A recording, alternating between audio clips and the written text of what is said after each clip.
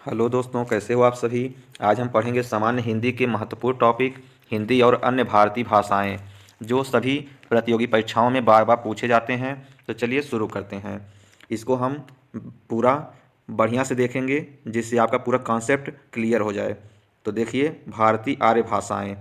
भारतीय आर्य भाषाएं में हम देखेंगे अगर प्राचीन भारतीय भाषाएं, तो इसमें है प्राचीन भारतीय आर्य भाषाएं जो 1500 ईस्वी से 1500 ईस्वी पूर्व से 500 ईस्वी पूर्व तक था। इसमें एक वैदिक संस्कृत है, दूसरा लौकिक संस्कृत है।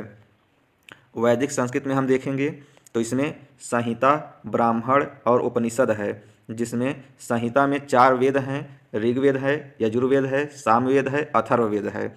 और वहीं पर आप देखेंगे तो लौकिक संस्कृत में पाणिनि की अष्टाध्यायी से प्रारंभ होती है। तो चलिए इसमें कुछ महत्वपूर्ण बिंदु देखते हैं। जैसे यहाँ पर दिया है नोट में, वैदिक संस्कृत में कुल 52 वर्ण थे, जिसमें 13 स्वर तथा 39 व्यंजन थे। यह भी आपके एग्जाम में पूछा जाता है, तो इसको ध्यान दीजिएगा। उसके बाद हम देखेंगे मध्यकालीन भारतीय आर्य भाषाएं जो 500 ईसा पूर्व से 1000 ईस्वी तक चला। तो इसमें हम देखेंगे पहला है पाली भाषा प्रथम प्राकृत, दूसरा है प्राकृत भाषा द्वितीय प्राकृत, और एक तीसरा है अपभ्रंश भाषा तृतीय प्राकृत। पाली भाषा, अब इसमें हम पहला पढ़ेंगे। यह जो हम देखे हैं 3 पार्ट, इसमें हम पहला देखेंगे पाली भाषा। तो पाली भाषा प्रथम प्राकृत जिसे कहते हैं 500 ईसा पूर्व से 1 ईस्वी तक चला। तो देखिए इसमें पाली भाषा का क्षेत्र मध्य देश सर्वसम्मत जिसे कहा जाता है। उसके बाद कच्चायन के अनुसार पाली ध्वनियाँ 41 हैं, जिनमें 8 स्वर हैं, 33 व्यंजन हैं। इसे ध्यान दीजिएगा, कच्चायन के अनुसार 41 पाली ध्वनियाँ हैं, जिसमें 8 स्वर और 33 व्यंजन हैं। और मोगलायन के अनुसार देख लीजिए पाली ध्वनियाँ कितनी हैं। तो मोगलायन के अनुसार पाली ध्वनियाँ 43 हैं, जिसमें 10 स्वर हैं और 33 व्यंजन हैं। यह मोगलायन के अनुसार हो गया, यह कच्चायन के अनुसार हो गया। अब देखिए, यह भारत की प्रथम देश भाषा है। यह देश भाषा है कौन? पाली भाषा प्रथम प्राकृत, यह भारत की प्रथम देश भाषा है। बौद्ध ग्रंथ पाली भाषा में लिखे गए हैं। किस भाषा में लिखे गए हैं? बौद्ध ग्रंथ के पाली भाषा में लिखे गए हैं। अब बौद्ध ग्रंथ भी देख लीजिए, यह साहित्य, इसमें त्रिपिटक हैं, त्रिपिटक और विशुद्धि मग्न बुद्ध घोष जिसे कहा जाता है। एक अट्ट कथा भी है जिसे बुद्ध घोष के नाम से जाना जाता है। और यहीं पर अब प्राकृत भाषा द्वितीय प्राकृत, प्रथम प्राकृत हम लोग देख लिए। अब द्वितीय प्राकृत देखेंगे, 1 ईस्वी से 500 ईस्वी तक यह चला। यह प्राचीनतम जनभाषा रही है। यह बहुत प्राचीन जनभाषा है। भरत मुनि के नाट्यशास्त्र ग्रंथ में सर्वप्रथम विचारणीय है। हेमचंद्र को प्राकृत का पाणिनि माना जाता है। यह भी क्वेश्चन में पूछा जाता है, प्राकृत का पाणिनि किसे माना जाता है? तो हेमचंद्र को। वर रुचि प्राकृत के व्याकरण हैं। इनके ग्रंथ का नाम प्राकृत प्रकाश है। जैन साहित्य प्रायः प्राकृत भाषा में रचे गए हैं। यह भी एग्जाम में पूछता है कि जैन साहित्य किस भाषा में रचे गए हैं, तो इसको ध्यान दीजिएगा प्राकृत भाषा में।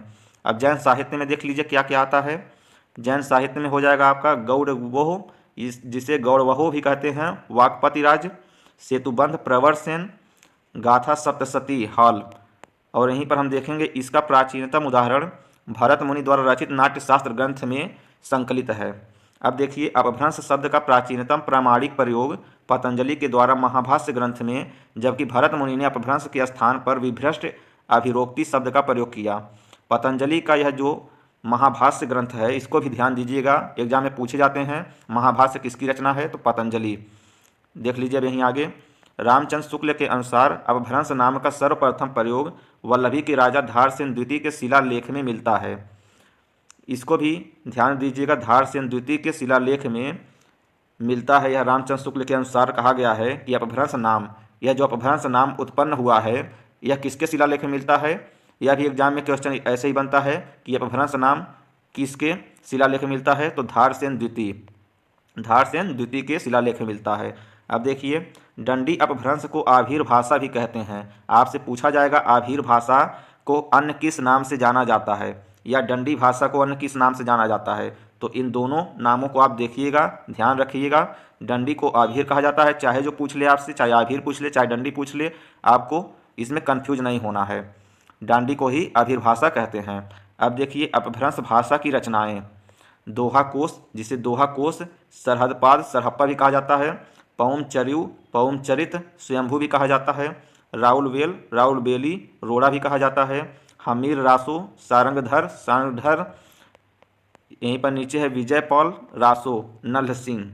ये सब मोस्ट इंपॉर्टेंट क्वेश्चन है एग्जाम के लिए। अपभ्रंश की रचनाएं हैं, मतलब विजय रास रासो, विजय पॉल रासो, नल्ह सिंह के द्वारा लिखा गया। ऐसे ऐसे यह सब देख लीजिएगा आप लोग। अब देखिए, भाषा के अर्थ में अपभ्रंश शब्द का प्रयोग चंड ने किया था। भाषा के अर्थ में अपभ्रंश शब्द का प्रयोग किसने किया था? चंड ने। किशोरी दास वाजपेयी अपभ्रंश को ऋण भाषा कहते हैं। पिसेल को अपभ्रंश का पाणिनि कहते हैं। अपभ्रंश का पाणिनि अगर आपसे पूछ ले किसे कहते हैं तो पिसेल नाम ध्यान रखिएगा। नेक्स्ट देखिए, अपभ्रंश को मध्यकालीन तथा आधुनिक भारतीय आर्य भाषाओं की कड़ी संधि भाषा कहा जाता है। अपभ्रंश को कड़ी संधि भाषा भी कहते हैं।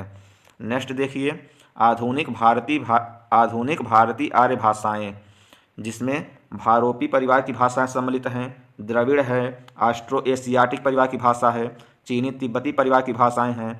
यह सब आपसे पूछा जाता है कि यह भाषा किस परिवार की भाषा है, तो आपको इसे ध्यान देना है। देख लीजिए, भारोपी परिवार की भाषाएं, इसके अंतर्गत आती हैं हिंदी, असमी या असमिया, बंगला, ओड़िया, मराठी, गुजराती, पंजाबी, सिंधी या कश्मीरी।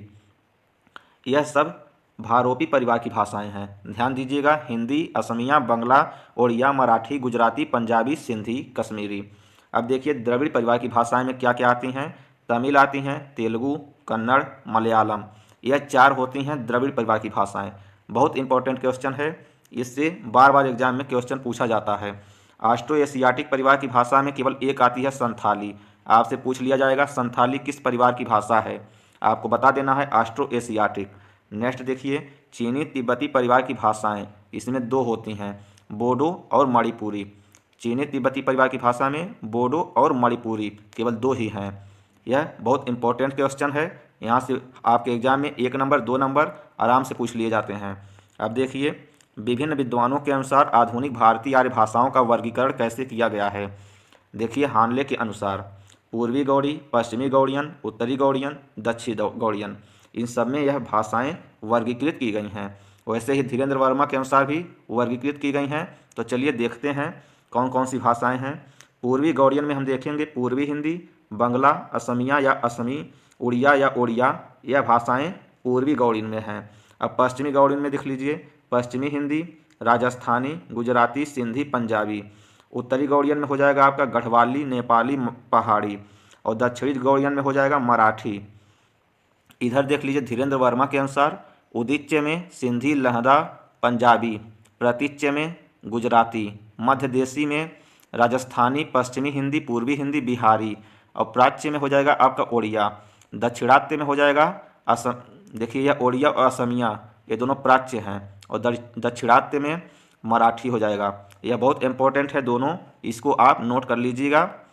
देखिए, अब नीचे एक और हैं जॉर्ज गियर्सन के अनुसार। ये पूर्वी हिंदी, पहाड़ी हिंदी 2 भागों में इधर बांटा गया है। इधर दक्षिणी समुदाय, मध्यवर्ती समुदाय, केंद्रीय समुदाय और पश्चिम समुदाय, इसमें बांटा गया है। तो हम देखते हैं पहले, बाहरी उपभाषा में 2 हैं, दक्षिणी समुदाय में मराठी और पूर्वी समुदाय में ओड़िया, बिहारी, बंगला, असमिया। वहीं पर मध्य उपावस्था में देखेंगे, मध्य उपशाखा में तो केवल एक है मध्यवर्ती समुदाय, जिसे हम पूर्वी हिंदी कहते हैं।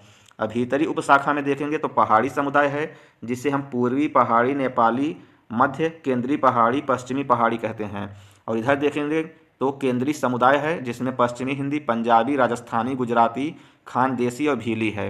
एक और आपका बच रहा है उत्तर पश्चिम समुदाय में, जो लहदा और सिंधी भाषा आती है। यह बार बार एग्जाम में पूछे जाते हैं, इनसे क्वेश्चन 100% बनते हैं, 1 नंबर 2 नंबर के।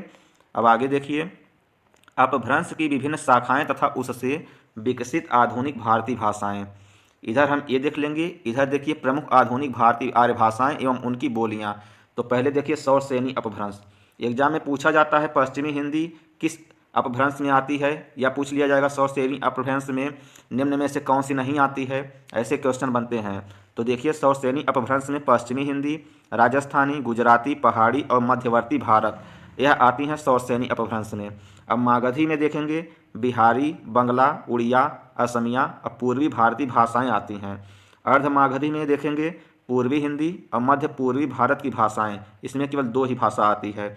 और ब्राह्मण पैसाची अपभ्रंश में देखेंगे सिंधी, लहदा, पंजाबी, पश्चिमोत्तरी भारत की भाषाएं आती हैं। अब देखिए महाराष्ट्रीय अपभ्रंश में मराठी, दक्षिणी भारत की भाषाएं आती हैं। और यहीं पर आप देख लीजिए इसकी बोलियां जो हैं, सिंधी में आ जाएगा आपका बिचोली, लासी, लाड़ी, थारेली, कच्छी, सिराइकी। और मराठी में आ जाएगा कोंकणी, नागपुरी, कोष्टी, धगरी, महारी। लहदा में आ जाएगा पश्चिमी पंजाबी, हिंदकी, डिलाही, मुल्तानी। पंजाबी में आ जाएगा आपका डोंगरी, दोआबी, राठी, माझी इत्यादि। और उड़िया में आ जाएगा संबलपुरी, देसिया, कटकी, गंजामी इत्यादि। अब इसको आप स्क्रीनशॉट ले लीजिएगा, बहुत इंपॉर्टेंट है यह, तो आपको बार बार देखा जाएगा, एग्जाम में पूछा जाएगा। और यहाँ भी देख लीजिएगा, ये भी इम्पोर्टेंट है। अब देखिए भोलानाथ तिवारी के अनुसार ये जो हिंदी शब्द की व्युत्पत्ति है, इसको हम देखेंगे कैसे इसका विश्लेषण किया गया है। अब देखिए हिंदी शब्द की व्युत्पत्ति कैसे हुई, तो यह भोलानाथ तिवारी कहते हैं हिंदी शब्द की उत्पत्ति हिंदू शब्द से हुई है, जो संस्कृत शब्द सिंधु का रूपांतरण है। चलिए और देखते हैं कौन कौन क्या कहा है। ग्रीक शब्द इंदोस से इंदोई, इंडिके, इंडिका तथा इंदिका से इंडिया शब्द बना है, इसे ही मान लेते हैं। अब देखिए हिंदवी शब्द का सर्वप्रथम प्रयोग अबू सईद ने किया। हिंदवी शब्द का सर्वप्रथम प्रयोग किसने किया? अबू सईद ने। मोस्ट इंपॉर्टेंट क्वेश्चन है, पूछा जाता है हिंदवी शब्द का सर्वप्रथम प्रयोग किसने किया, तो आपको ध्यान रखना है अबू सईद ने। और देखिए आगे, हिंदी शब्द में इक प्रत्यय जो होता है वह हिंदी तथा इससे हिंदी शब्द बना है। इक प्रत्यय से ही हिंदी तथा इससे हिंदी शब्द बना है। हिनस्ती दुष्टान, हीन प्लस टू बराबर हिंदू या हिंदी, हीन प्लस दूसयति, हीन प्लस दूस प्लस डू बराबर हिंदी, इसे भी ध्यान दीजिएगा।